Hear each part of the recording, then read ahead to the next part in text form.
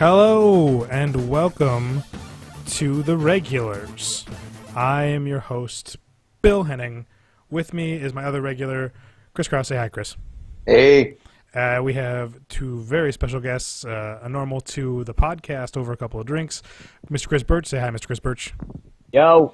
And the very lovely Chelsea. Hello. I didn't know if I should use your stage name or what. I don't know. Oh, wow. So it's just Chelsea. Deal with it. Chelsea's good. So tonight we are talking about Daredevil.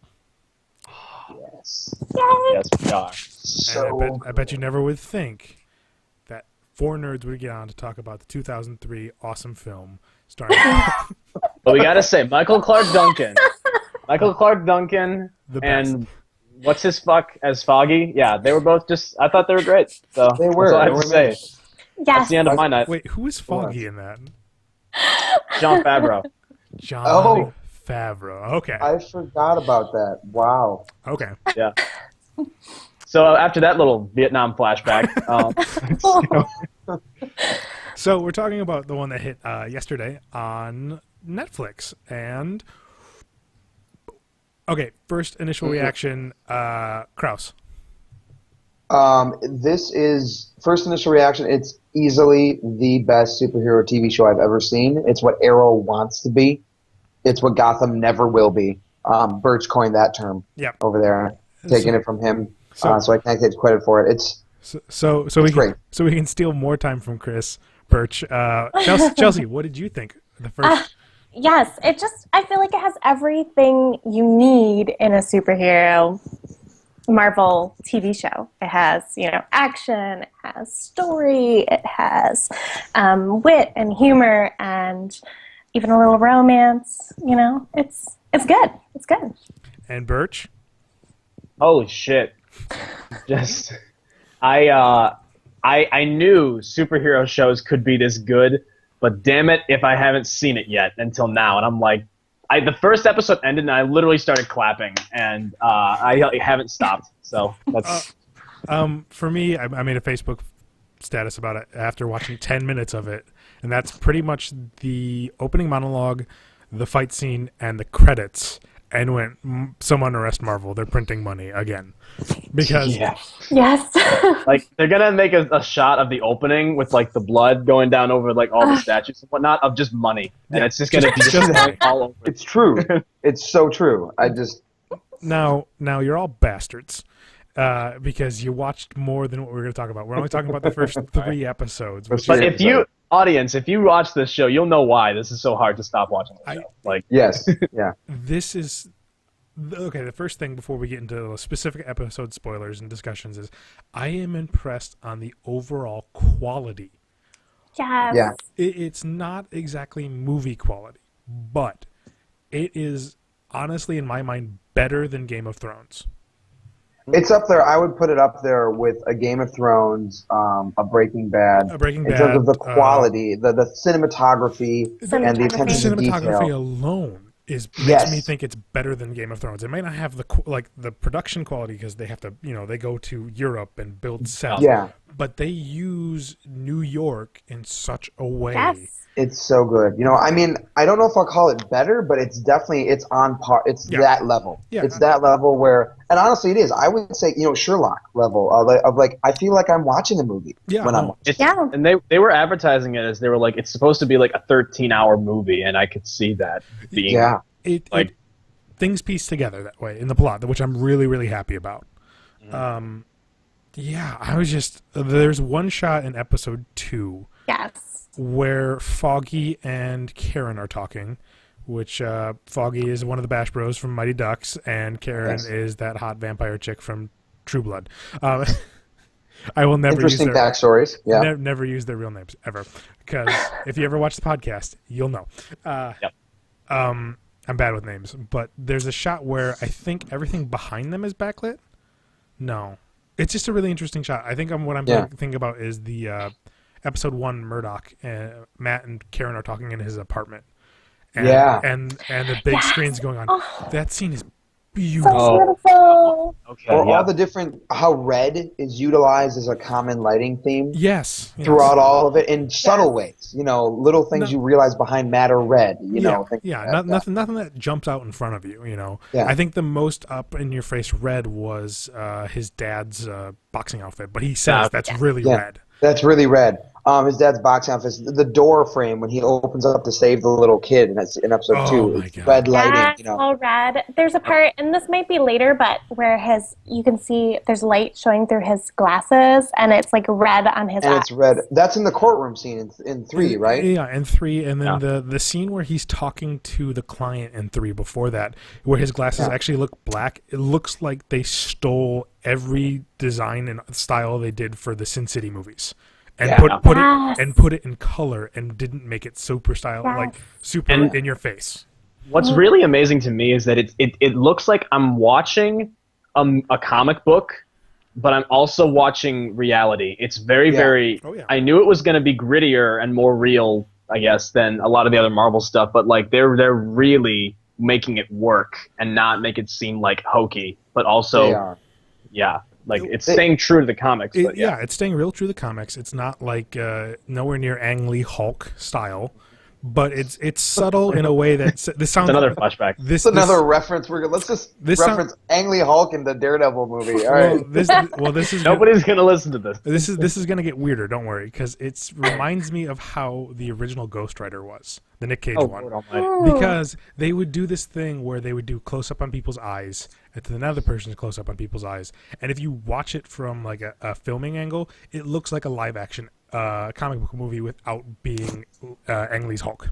That's true. I just want to know: are we going to reference Howard the Duck next? I think that's the only way we can go. I think there should be a Howard the Duck cameo because he's canon now, guys. He is canon. Howard the Duck is now the equivalent of trying to watch Ben Affleck's Daredevil because you can't do it now. Not anymore. No, you can't. And I used to honestly be a fan of the director's cut of Daredevil. I think I mentioned this at some point in this podcast. Also, the director's cut is not as bad as the movie was. Yeah. It's not. And I own the director's cut, and I'll watch it every once in a while. But now I'm going to watch it and go, yeah, but it could be so much better because I've seen it. And just a heads up, people who are watching, all 3 of you, we will not discuss the red costume until we get there in the TV show. Now, Burch is already on episode 10 because he's a bastard, and Chelsea's on episode 6. I just have a lot of free time this weekend. And Kraus is on episode 4, and I'm on episode 3. I don't want to discuss the red costume until we all see it in motion because there's a picture of it, and people are kind of acting negatively about it. I don't want to talk about it yet. Okay? Because honestly, there's no point in talking about the way costumes look until you see them in motion. Exactly. I hated the Dark Knight costume in when the Nolan came out with. When I saw it as a picture in motion, I'm like, it's not that bad. I still wasn't crazy about it, but it looked much better in motion.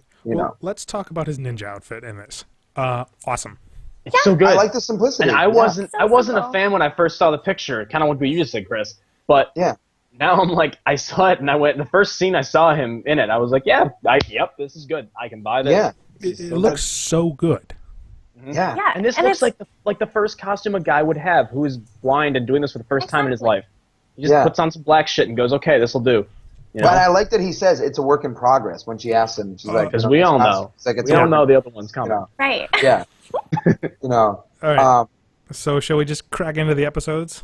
Yes. All right. Chelsea, why don't you take us away with episode 1? What did you like the most? Sure. I think episode 1, I just love how you get, sorry, I don't want to, sound too, but the juxtaposition between... Fangirl out. Well, the juxtaposition between the child, his childhood life and the actual, current life that's happening, and, how it's kind of origin story, but not. You're already in the action. Yeah, it's not in your face origin story Spider-Man style. Right, right. Exactly. I love it. There's no narrating, which is nice. Right. Yeah. I just love that, you are already in the action. There's not all this explanation. You're finding things out with the character. Well, and it also just makes sure that you're in the action because after he's blind, you get this, or is it the monologue first? The monologue with him and with the preacher. Yes, the preacher. Yeah. I'm a bad man, and you just kind of go, What? I'm asking forgiveness for what I'm about to do, and we don't even know this guy yet. We don't know what he's done or what he's gonna do. Well, And I the like that they next didn't scene- shy away from his faith too. Yeah, you no, know, because no. it's a strong part of his character. Yeah. And in the next scene, we have him beat the crap out of two Russians and a black guy. It's just. And then we get the killer theme for Which- the first time, the theme song. Yeah, that theme song. Which I'm gonna lie, that little dock scene fight, I guess you would call it. It reminded me so much of Batman Begins. Yes. But I could actually see the fucking action.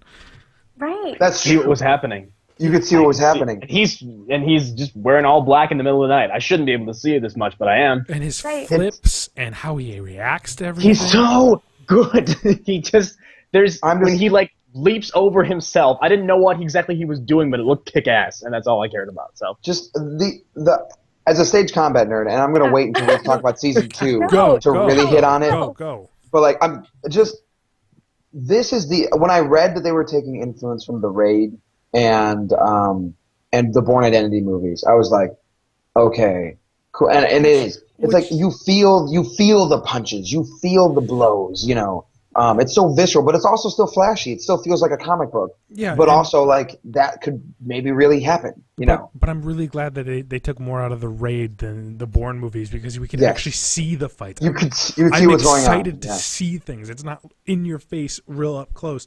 No, they Shaky cam, They yeah. take it back. You get some real good shaky cam here and there, but Yeah.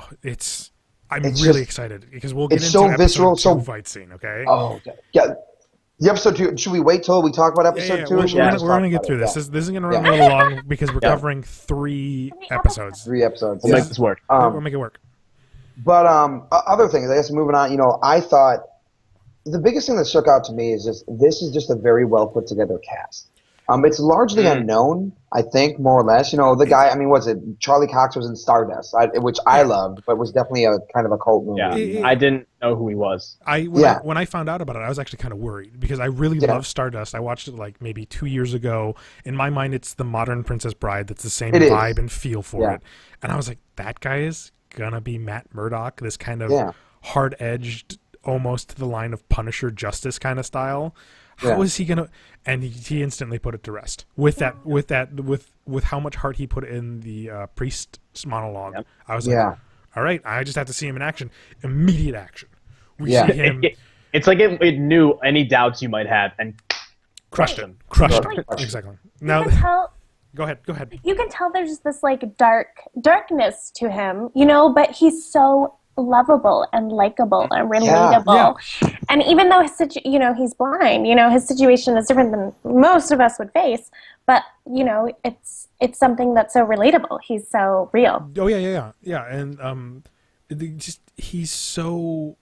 It's not quippy, laugh in your face, like how Agents of S.H.I.E.L.D. can be sometimes. No. It's a very subtle comedy, and I remember reading And somebody. it's still so funny. Yeah, and that's the thing. Like everyone, like a bunch of people are harping on Foggy right now, Really? because they're like he's not funny, and I'm like, you realize this is not a funny show.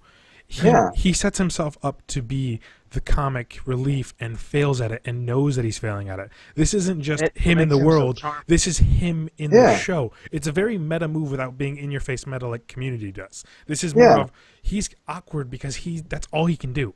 Right. I like him. I like Foggy. I think love in him. episode 2, I think he says, "I'm a work in progress." I know, you know, something like that. No, and I'm like, Deborah Ann Wall, is it? Who's plays Karen? I love her ever since I saw her in True Blood because she's a very down to earth person. She plays really good. This sounds terrible because we had this whole thing on Feminist in the last podcast about she plays a really good victim without being the victim. She's just she's the scared little girl. Which I was afraid that there would be too much of that, and in the first episode, because of the situation, it kind of has to be. Yeah. But it's like gone by episode 2. Well, instead of us using our male egos, Chelsea, how do you feel about her? I really think, you know, you have to have that weakness that, you know, We kind of need that typical damsel in distress, heroine, right? damsel in distress. Exactly. It's a very classic setup that people need to realize this is a very good, because again, I hate to say it, but though it's not all just guys now, comic books are still mostly geared towards men. They're geared towards men. Yeah. And I mean, we'll see where this one goes, but I think, right now it's very, it's classic comic book style. I love they're not shoving the romance in our face. Yeah. I right love now. it. Yes. Yeah. No. They're taking their time with it. We don't even know if it's going to happen this season or not at this point. It's kind of like, hey, comic readers, we know this happened in the comics. We're going to throw some hints in there. As opposed to, and I'm sorry, and I have to sidebar, if anyone is watching the other comic book shows right now, the overall common concern, besides really Agents of S.H.I.E.L.D., they've been doing okay, but Flash and Arrow and Gotham are awful at writing the romantic love interest. It's like, oh, now this woman... Does Gotham even have a romantic love interest? Barbara, I guess. Oh, God, and the chick from Firefly was kind of in it for a little bit. I don't know. I honestly, I can't keep watching the show anymore. It's driving me nuts. But, like, they just feel like, oh, now that this woman's a romantic interest, let's write them like someone who just suffered a brain injury. Yeah. Because they can't... It's kind of like the shift that happened in Man of Steel when Lois Lane stopped being a badass and turned into, oh, Superman, you're the best thing ever. And I hated that shift. Because I was like, wait, why did this happen? You were a good character for a little while. Now you're not. It is, and now they're just letting this kind of naturally happen. They're not trying to force anything that I feel. Yeah. So that's nice. I just think everything's so subtle. I mean, the romance is subtle, just like speaking of, I'm sorry. Yeah. Speaking of subtle, the build-up to Wilson Fisk. Everybody. Okay, we'll cover Fisk in a minute because I do have a general concern which you guys have put to rest, but I have a concern. That's all. Okay? Yeah. Because we'll get to that later, all right? Well, that's at the end. We'll get to Fisk at the end, okay? All right. That was one of my favorite things of episode 1, getting that out there, is the beginning build-up. Yeah, no. You just hear... Well, speaking of subtle to bounce off Chelsea, one thing that I really like, and we kind of talked about a little bit before we started this, the fact that they're not doing a sonar vision or trying to say, this is what succeeds. Yes. Subtle. I like how they're portraying it as just super heightened senses. Yes. The sequence in the knife fight where the guy switches the knife from hand to hand and you just see him twist his head because he hears it. And it's like, it was just like, and that sequence, good God. Or when he's backing up and you hear that he hears the chain on the pole behind him and just grabs it. God, it was so good. Which leads into another thing that I read is some people saying that the fight scenes are a little long, or like they're keep them long, exactly, please. Because don't stop. Again, because when we get to episode 2, that fight scene defines what makes this great to a exactly. T. It's real, it's visceral, and it's that's the number one thing. It's well shot. The number one concern Krause and I have talked countless hours on this of our biggest concern with the Nolan Batman series is that he never did fighting well. No, the Bane fight, the first Bane fight was the closest he got to where I was like, that was good. Yeah, but even then it was still quick shots. This one, okay, we're probably not going to go into all of it because again, we've covered most of 1. Let's just get into episode 2. Yeah. Okay, so we had a little mishap. Sorry about that. And I do know that I'm popping. My pop card is late in the mail. Sorry, everybody. But we're talking about episode 2 now, where we get to see Rosario Dawson. She plays a very sympathetic character. She's super nurse, pretty much. And Night Nurse. I think Night from Nurse the comics. in the comics. Yeah. And she basically plays a similar character attitude to like what she was in Clerks 2. Very sympathetic, very open. Okay? Yeah. And but still tough. Yeah. Very, very tough. And we get a level to the extent of what his powers can do. Cool. Where he can smell the guy and hear the guy 3 floors below. Mm-hmm. Yeah. And which scares us. Yeah. It was really scary. Yeah, because it's like we're so intense, and he's just telling a story to her, and then all of a sudden you see it's so subtle because he's so good at being subtle and he just kind of like turns slightly, and you're like, what's happening? And he goes, I can hear a guy on the 3rd floor. He's checking every door, and I'm like, So, and it really was the kind of I love shows that can do that to me to make me give enough of a crap about what's happening. The fire extinguisher. Yeah, that was awesome. I know. Well, because I was like, wait, what if he's really a cop? Wait. Well, and you're looking at him, and you know that, like, you're like, what's he gonna do? He picks up the knife, and you're like, how the hell are you gonna fight right now, man? Yeah. Right. And he knows the guy. He knows the guy knows she was lying. So you're like, how's he gonna get him? Yeah. And the fact that he takes out that fire extinguisher, I'm like, that's cool. Yeah. That's so cool. Can we talk about? I think that one of the most important things about Daredevil in the comics is this fine line he walks about in morality, which is a thing I think this series is really going for. And when he's torturing this guy on the roof, I was wondering, I'm like, how far is he willing to go? Yeah. And then he is plugging around his nerve with that knife, and it's really graphic. And I'm like, they're really going for it. Yeah. I'm so glad they're doing this. And we're questioning, is this okay that he's doing this? Right. And that's where you get the whole, even he, he's like, I enjoy doing this. Yeah. And the whole debate, does he? Does he actually? Was Does trying? he actually enjoy this? Yeah. Mm-hmm. Yeah. No. Oh, sorry, Bill. Yeah, go ahead. No. 4 people on the show. We don't know who says what. We don't have a script. We're improv. Yeah, we're improv. We're talking because we're fun. We're friends. And that's what this whole show, this whole series is based off of. Friends talking about nerdy shit. Yes. I saw these bullet points because when it first came out, ever since I got really burned off a video game, Aliens Colonial Marines is the worst piece of shit I've ever played in my life. Bill, when are you going to learn that anything related to aliens is just going to hurt you? Alien Isolation was the golden diamond I found in a big pile of shit. It's like an abusive relationship. You think it's going to get a little better. It's like a beaten housewife. You just keep crawling back, and you know it hurts. I do. But you know what? We do it for Star Wars. If based off that, we wouldn't have given this show a chance because of Daredevil. That's true. That's true. But one of the bullet points, because I started checking sites, but looking only at bullet points and not spoiler free, they said the rooftop scene. And I was like, okay, this is going to be awesome. I'm, expecting maybe everyone's coming in saying this is an awesome fight. Yeah. It wasn't a fight. It was straight. Because when he says I'm a bad person, you don't know if he believes it or if he's just lying. And you can't tell. And you don't know if Rosario Dawson trusts him. She does to a degree. Right. But then we get to the show-stopping moment that if you are not sold on how awesome this show is, just stop watching. Stop watching. The fight scene that people are calling as good as the scene from Old Boy, it looks like one continuous shot. It is. Is it? Is it really? Yeah, is it? It's one continuous shot. I read somewhere that there are a couple very small cheat moments when they might have cut it and cut it a little bit. Probably when they go into the door. Many. Probably when they go into the doors, they could use that as a cut moment. Yeah. But there's not any at all. Yeah, it just this fight scene takes place in one end of a hallway. The camera flips to the other end of the hallway and flips back. All while he's kicking 13 dudes' faces in. At least. And it's this is where the fight nerd in me comes out, because I love a good old school kung fu action movie where it's just crazy physical skill and flips, but whatever. But the real stuff that gets me is when you see the people fighting get injured and how it changes what they do. And this was just a perfect example of who Daredevil was as a character. He doesn't stop no matter what. Over half the fight, he was leaning against the wall. Yeah.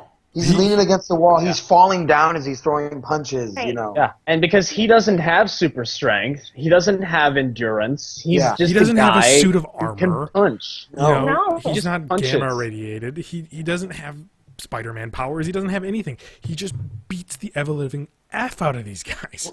And I like, too, that the choreographers, you can tell, put thought into it, because he's not trying to be flashy at this moment. He is trying to be brutal and disable these people as quick as possible, because he's trying not to die. Yeah. And it's just so, that little moment, right when he just leans his hand on the door and you can tell him he's even though you can't see his eyes, which is a testament, I think, to Charlie Cox's acting. You get this moment of him just lean his head because he knows he's I don't know if I'm going to come out of this.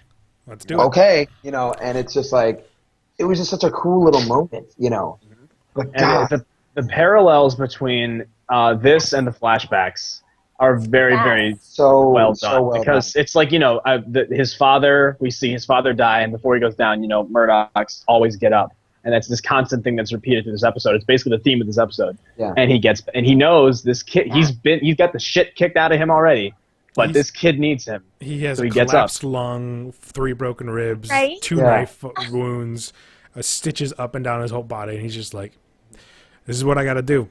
So I'm doing it. And he looks like he's almost drunk for half the fight. Right? No, because he's like drop kicking people, and then he's on the ground. They're both on the ground, and nobody's getting up. And that's what I love about the fight sequences. You have the moments where people are down, and then they like recover and get up. It's like all the the trail to the boss fight in any video game. Yes. Like you just imagine, like you knock a guy down, and he's like, "Well, I guess I'm out. Bye." Yeah, I'm gonna just stay here. No, it's like, and it's like that moment where like they're both there, and they're like just trying to get up. So they're like, "Okay, I have to do this," but you know. Yeah. It's just everything about that fight scene cements why you should watch this show. Yeah, I think he threw a microwave at a dude at one point. Like when he chucked something out the door, I'm like, I don't know what that was, but he just drilled a dude's head with it, you know. And that door is like broken in half. Oh my god! Then, like when you see the guys run up from the other side, they're like, "What happened to the door?" Oh, it is. And then some end, like, dude gets pegged in the head. You know, when he like walks out with the kid, you like see it behind. I think one of my favorite parts is when it's before he comes into the fight, and you have the shots, the continuous shot that we talk about, like from the hall, and then it goes to the end of the hall where it's red again. I think. Yep. The red door, the red out frame. Yeah. You're waiting for him. You are literally, because you're like on the edge of your chair, like waiting, because something's gonna happen. It's almost like too long of a pause. Yeah, but it's just enough. Right, and then you see the shadow, and it's like, it really is. Like this show, just good fight choreographers, because the way a character wants to inflict violence on another person says a lot about them as a character. And this show has used it, like Bill said, it perfectly outlines who Daredevil is, He will get the job done. Yeah. No matter what the cost on him. And when he goes to open the door for the kid, he composes himself, and he's beaten to hell, but you know what? Where he flips his mask up for a second and has to like take a moment. Yeah. And I don't want to scare this child and make him think I'm here to hurt him too. Like it's okay. I'm here to help you and get you out of here to your dad. Yeah, and then the hero thing is carry the kid out, and you gotta go. Oh, dude, you are all kinds of hurt right now. It's just like, but he's not. He can't let the kid know that, and he's just like, I'm gonna get this kid out of here. Yeah. And it's. I'll probably collapse later and not get up for hours, but it's what for now I get this kid. Yeah, that's so freaking good. Oh, and I guess the only thing we didn't mention, was this the episode with where Foggy and Karen go out all have night. a night out of town? Right? Yeah. A nice character moment for Foggy being like, I know she needs help. Yeah, I just love got it. drunk the whole episode, and they really connected, and I'm like, they're not really contributing to the overall story, I guess, but I'm liking this side. Yeah. Right, the eel. The eel, the eel. I drank the eel. And when they're just like drunk in the hallway, and that old woman just opens the door like. And we know we've all done that. Like, it usually was in college, but we all had that moment where we were knocking on anybody. Like, I know I did it to Bill's place. Oh, totally. Yeah. I showed up. I stumbled into your apartment before. Already. We had an open door policy. If you showed up, we put a blanket on you, and if you throw up, you clean it. Just like, all right, like we've all done it. Especially since we all went to college together. Fun fact for any of the people who are there, we've all seen each other in states of various drunkenness. Various. Yeah. And that's like, it was such a fun little real moment where he's like, oh, I'm sorry. But we'll go, we'll go somewhere else. It was necessary for what the show was dealing with. It was dealing with the death of the father, the kidnapping of a kid, and will our hero make it through this? Which this is only episode 2 of 13. Plus, not to mention that, but Karen is she's still dealing with the shit she's been through. And when she has that monologue to Foggy about all I see now in this city is dark corners. Right. Yeah. And then Foggy has the moment where he points out everyone in the bar. Yeah, and which was really cool. And even Foggy going, I'll get somebody to clean the carpet. She goes, it's not the carpet. And he goes, I know. And that right there tells me miles about Foggy, which is why he's great. I also like that he didn't try. I was expecting them to play the whole he was going to try to hook up with her thing. And he didn't. He's a better guy than that. Yeah. So that was cool. You understand why Foggy did go with Matt for this obviously non-high-paying job, to help people. So even though he complains about it, but he loves his job. Yeah. And exactly. He wouldn't give it. Exactly. All right. So now episode 3. builds. Awesome Law and Order. opening. It was Law and Order, and Yeah. it was great. It was great because it shows you that it doesn't have to be just straight superhero. It deals with the courtroom side Yeah. Right. and how it works and all that. And it was, I think, okay, yeah, I'm not going to tell you because I know you guys already know, but the whole our wireless isn't working kind of seems a little fishy, okay? But you guys probably already know that, especially you two. Wait. The what now? Their internet router like wasn't working for like, and it was like a big deal for like 2 scenes, and I was like, Yeah. that looks like a hack, but like an actual computer hack. But maybe it's nothing. Yeah. I'm just saying, it just seemed like a weird scene. I was wondering about that too. The fact that they took a timeout, and I don't know if And it's just addressed showing it. how poor they were, but that she had to Yeah. like bang on the router to get it to work. I was wondering if something's going on with Fisk and trying to hack them to, Yeah. you know. Yeah, I didn't even think about that. I didn't either. Can we talk about the opening for a second, though? I know I always talk about the fight. but Please. Talk the about fact that you have this awesome, unassuming dude who just beats the shit out of people in the most brutal way possible. Like, well, we saw a bone snap through a man's arm. Like, I was just like, this is And then amazing. when they go and do the flashback of the guy selling him the gun, The gun. and just which ain't no Yeah. way this will ever jam. Jam, and he's just like, you know. well, it was a good way at comedy, and also without like, it was a good fun way to break up what we were seeing. Yeah. But like on the violence, it's funny because you see the arm break, you see the bone out, Yeah. but it doesn't force it into you. It's not like No. it's not like No. it's not like Saw movies where It's it's, not- like yeah, it's look not at Saw. the gore. Ugh. Yeah. No, It's just like, this is what would happen if you did this. And it's this- more effective when you don't see it all the time. Yeah. When it happens, it's like this is happening, and it keeps going. Like Yeah. Yeah. I had an audible reaction. I mean, Burch and I were talking, me too. talking about Oh, this me before. We really have had moments of like, oh, you know, like, Yeah. you know. And the it's whole fight scenes are like that. You're just kind of ooh. Yeah, you're just so involved. It's the whole Yeah. show. You're just so involved. Sorry, random one though. But talk about the courtroom scene. Can we talk about how cool it was that you see this reoccurring theme of him tracking a man by the ticking of his By the watch? Heartbeat taking his or watch. the watch? Yeah. Yeah, and he just hears it. Yeah. You know, And that was he, so cool. You know? And when he just like goes and inspects the jury by standing there and listening to who gets nervous, With their like- heartbeat, yeah. Yeah, What about his monologue? so good. you're right. Summed up Cool.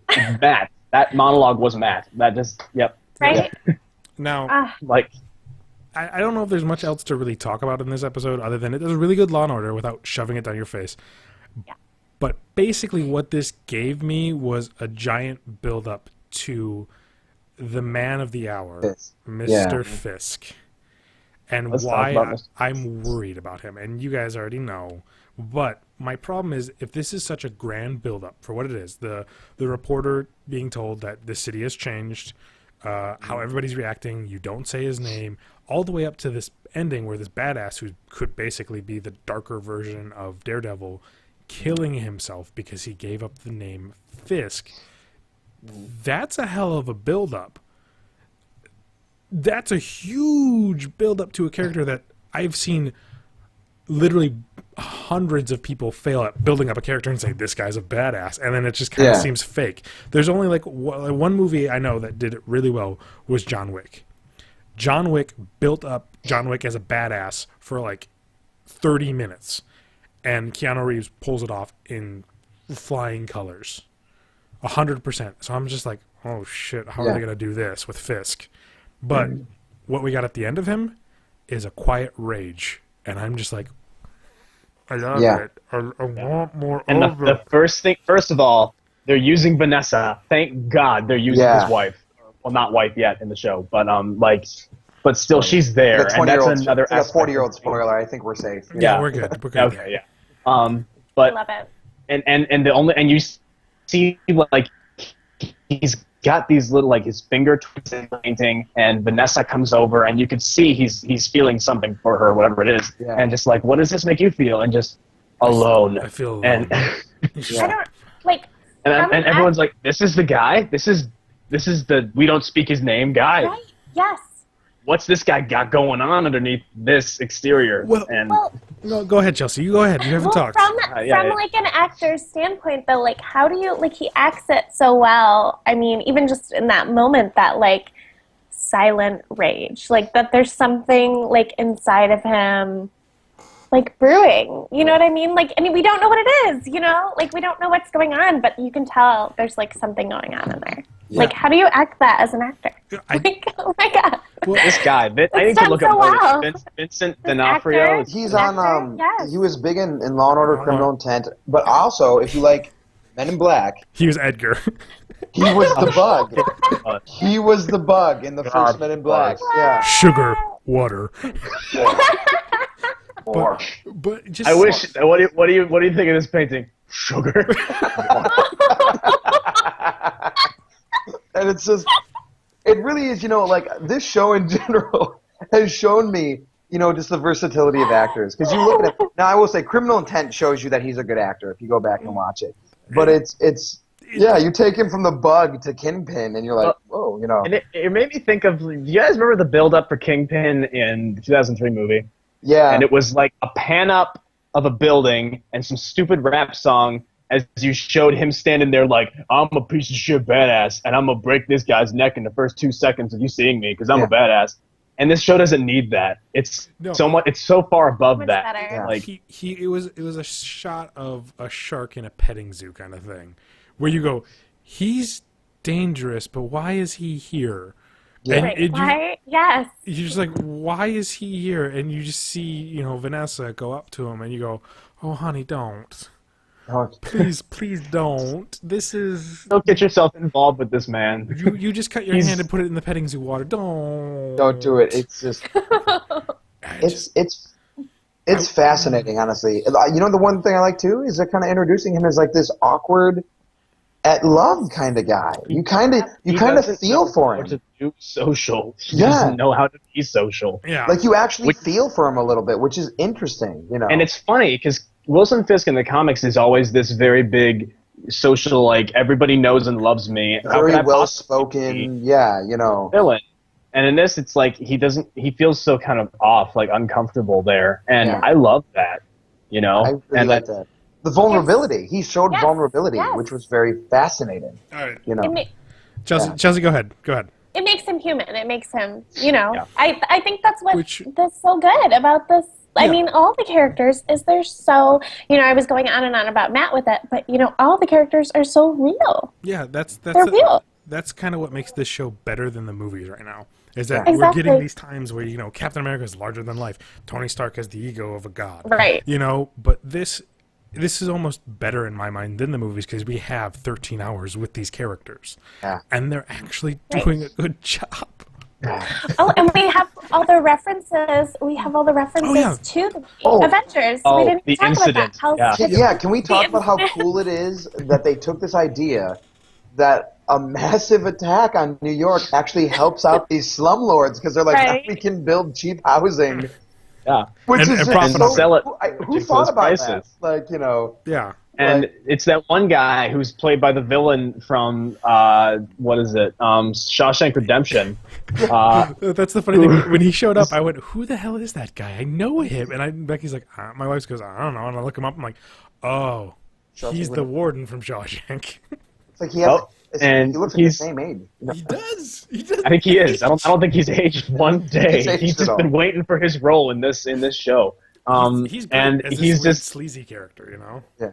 yeah, and he's like, "Why do we have to deal with you, lapdog? I'm waiting on the big man," you know. And it's just all these different people that are all in control of Wilson, Yeah. of the man we can't talk about, and Yeah. they're all using this attack on New York. Which, by the way, I'd have moved out of New York by now if I was living there. Yeah, But really.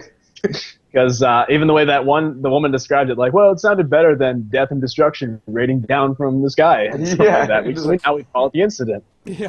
And it's funny because I'm like, oh yeah, Captain America and Iron Man, they're all here. They're around. Yeah, They're they're just around doing other doing things. stuff. What I'm wondering, and maybe it has already happened. I don't know, but are they going to reference Shield Well, in this?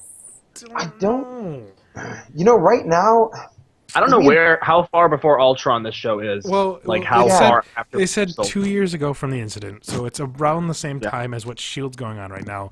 But if you think about it, they don't need Shield because they're dealing with all this other stuff. Unless like Fisk or the higher ups say something, they don't need to directly reference it. Plus, the Creel who was Absorbing Man in the beginning of season 2 of Shield, that's the same guy. Which is who kills? Well, we don't know, but is implied that kills Matt's father. Yeah, the guy who can literally have iron in his hands and took a beating and got knocked out by Murdoch, which was pretty cool. Which adds to the kind of the ruthlessness that we see in Shield.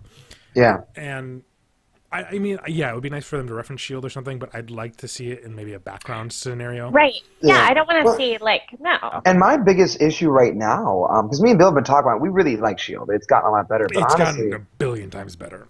It just doesn't fit with this show. It's so different tonally, which is fine. It's more of the action adventure sci-fi stuff. And this is the dirty pulp detective. This is perfect. Dirty pulp detection noir, kind of thing. This is like literally if it was made 60 years ago, Humphrey Bogart would be playing Matt Murdock. Yeah. Yeah. Well, and honestly, too, I have to say that this is what me and Bill have talked about this before. We love the Marvel Universe.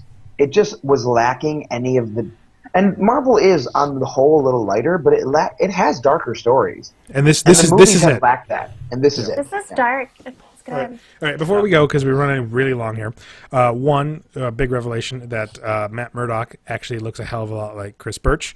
Certain mannerisms and talking sounds a lot like Chris Burch. Michael Nye, your boyfriend texted me and said, "You sound like Chris Burch." Or you sound like Daredevil. And I was like, oh, cool. I'm all right with that. Yeah, he does. And then the other thing is, if this is any quality, like level of quality that we're seeing, I am excited to see Jessica Jones. Yeah. Then Iron Fist and Luke Cage, right? Yeah, Iron Fist and Luke Cage. AKA Jessica Jones, which stars Kristen Ritter, which I love. I just wonder when we're going to get it. It better be like in the film done. And then we're getting Iron Fist, which they haven't even cast Iron Fist yet, and then we're getting Luke Cage, and then we're getting the Defenders, and then hopefully, God willing, we're getting to season 2 of Daredevil. Are you crazy? I haven't looked at the numbers, but everything I've seen has been nothing but positive. Yeah. They were saying, I mean, I think we all know these characters aren't in this season. They've already confirmed it, so not spoilers. But they were like, we want to try to work in Elektra and Bullseye for season 2. They have to, it's the penultimate Daredevil story. What I also really like is that Vincent D'Onofrio has stated that he would love to be in Spider-Man to beat the crap out of him. Yes. So that makes me hopeful that they're not going to kill Fisk off, which...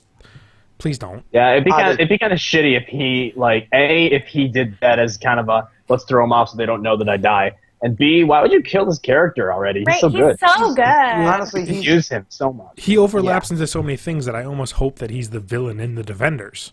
Right. It just that's the thing. So again, so far nothing but positive. Next Saturday we'll cover the next 3. I don't know if Chelsea will be here. I don't know if Burch will be here. We don't know, but. I probably will be, just because I want to be. Yeah. So. I mean, Chelsea, if you'd like to come back, we'd love you to come back. We're going to do Game of Thrones soon, because we'll start kicking into that. And then Krause and I will definitely be on for S.H.I.E.L.D. Tuesday night. And... Talk about Flash at some point, maybe? Maybe, but right now, Marvel's just eating up all my time. I'm sorry. That's true. That is true. Daredevil is the best thing ever. I'm going to go watch another episode right now. Yeah. That's what I'm going to do. So join us next week for more Daredevil. We'll get Game of Thrones up soon. Thank you so much, Chelsea, for coming. Birch, you're kind of obligated to be here because you're on the podcast. And Krause, you're a regular because this is the regular show. So thank you so much, guys. Say bye, everybody. See ya. Bye, everybody. Yeah, okay. We're Over a Couple of Drinks presents The Regulars. Peace out, everybody.